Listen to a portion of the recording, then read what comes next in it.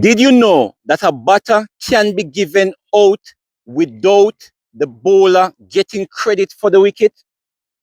Today, we have Honorable Steve Bucknor, who will give us one such example.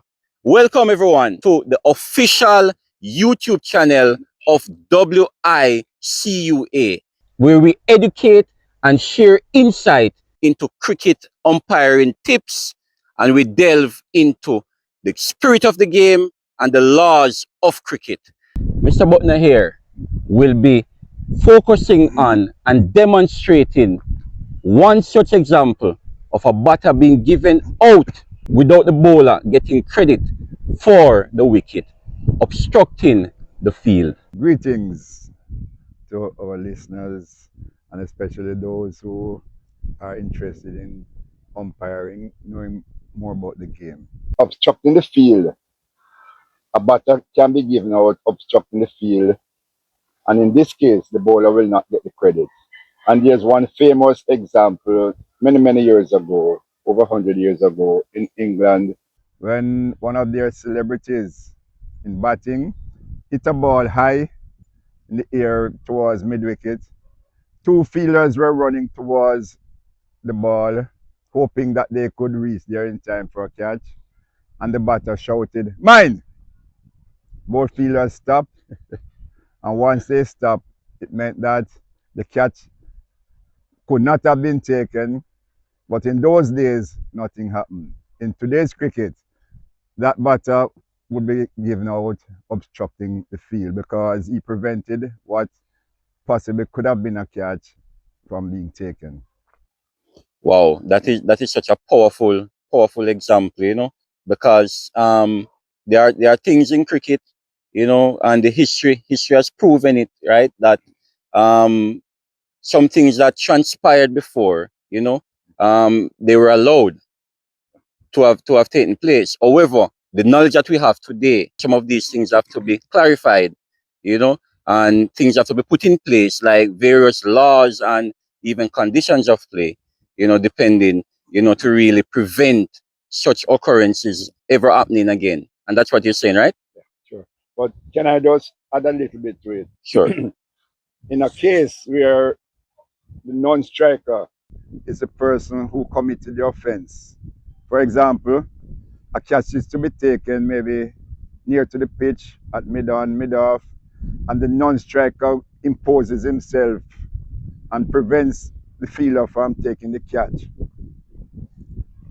The law says it is the striker who is going to be given out obstructing the field because the non-striker prevented what would have been or what could have been a fair catch.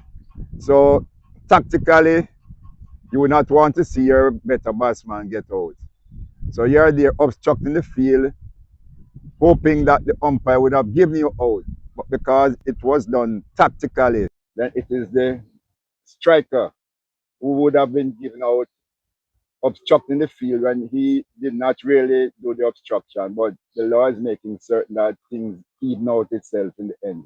And it is such a thing when, players, because we talk about the spirit of the game, we talk about the laws of cricket, right? But we have seen, instances where persons deliberately decide to play unfair cricket, right?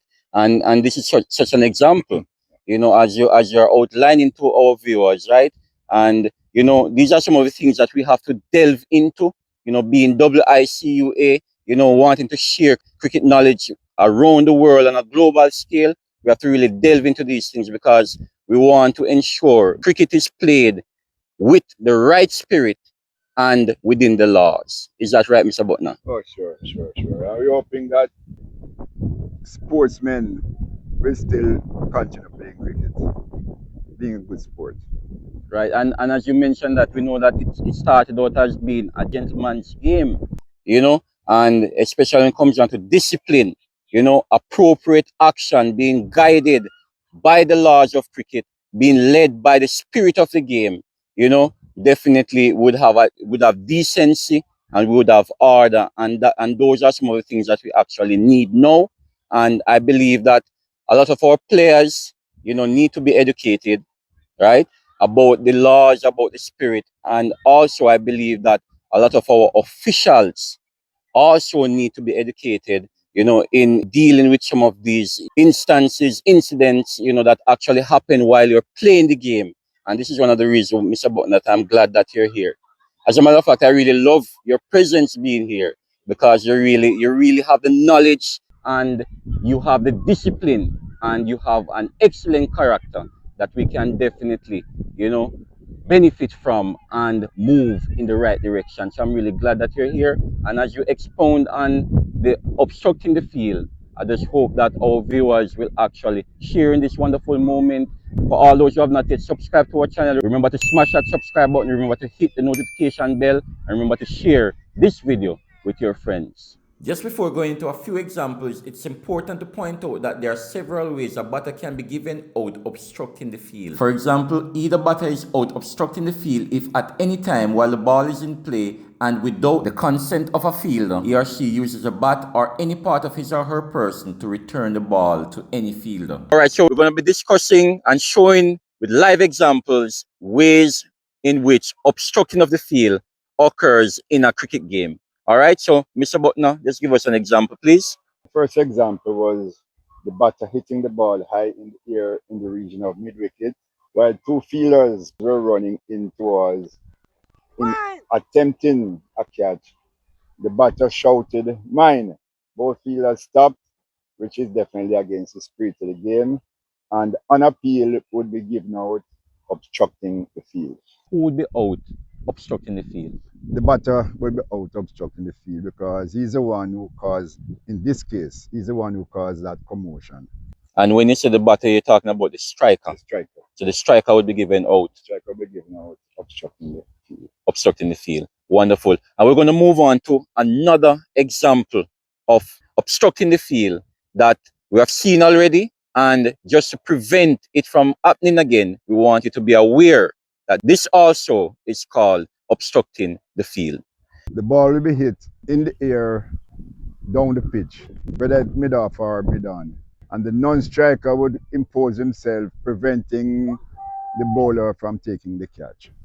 It is the striker who will be given out, even though he was not the one who performed the obstruction. Because tactically, what the non-striker did was to prevent a catch from being taken. So he's preventing the fielding team from getting rid of the striker. So it is the striker who is given out obstructing the field, even though he had nothing to do with the actual obstruction. This is what the law says. Just want to say thank you to all persons who have stick around to the end of this video. We are truly grateful, right? And I know there are so many different examples and scenarios that we could have used, to display or demonstrate obstructing of the field. But I pray that you will just appreciate, even what we have learned from Mr. Steve Bucknor in this video.